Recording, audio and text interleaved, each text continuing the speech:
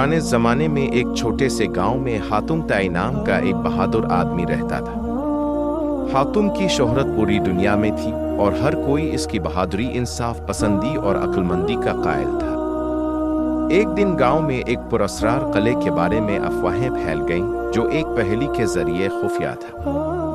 कहा जाता था कि इस किले में एक जिन रहता था जो अपनी चालाकी और ताकत की वजह मशहूर था। हातुम ने ये अफवाहें सुनी तो इसने फैसला किया कि वो इस किले के राज को जानने की कोशिश करेगा।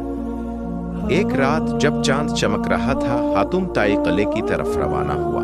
किला एक पहाड़ी पर वाक़ था और उसका दरवाजा बड़ी चट्टान से ढका हुआ था। हातुम ने दरवाजे पर पहुंचकर देखा कि एक बड़ी सुनहरी तख्ती लगी हुई थी जिस पर एक पहेली दर्ज थी।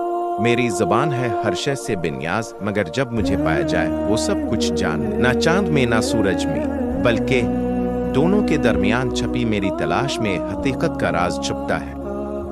हातुम ने पहेली को गौर से पढ़ा और सोचने लगा। इसने सोचा कि इस पहेली का जवाब कुछ आम चीजों में नहीं बल्कि कुछ खास चीजों में मिलेगा। चांद की चमक से किले की दीवार पर एक खास किस्म की रोशनी झलक रही थी। हातुम ने गौर से देखा और महसूस किया कि चांद और सूरज के दरमियान जो फासला है, इसमें कोई खास राज है। इसने जमीन पर एक खास जगह का इंतखाब किया जहां चांद की रोशनी सूरज की रोशनी से मिलती थी। वहां इस जगह को खोदना शुरू किया।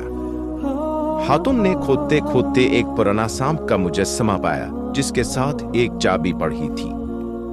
इस चाबी को इसने किले के दरवाजे में डाला तो दरवाजा खोल गया। दाखिल होते ही हातुम ने एक पुराने जिन को देखा जो किले के वसत में बैठा था। जिन ने हातुम की तरफ देखा और कहा, तुमने पहेली को हल कर लिया, तुम्हें क्या चाहिए? हातुम ने कहा, मैं चाहता हूं कि तुम अपने इल्म और ताकत का इस्तेमाल करके लोगों की मदद करो और उनको कभी तकलीफ ना दो। जिन ने हातुम की बात सुनी और अपनी ताकत को नेकी के लिए इस्तेमाल करने का अहद किया।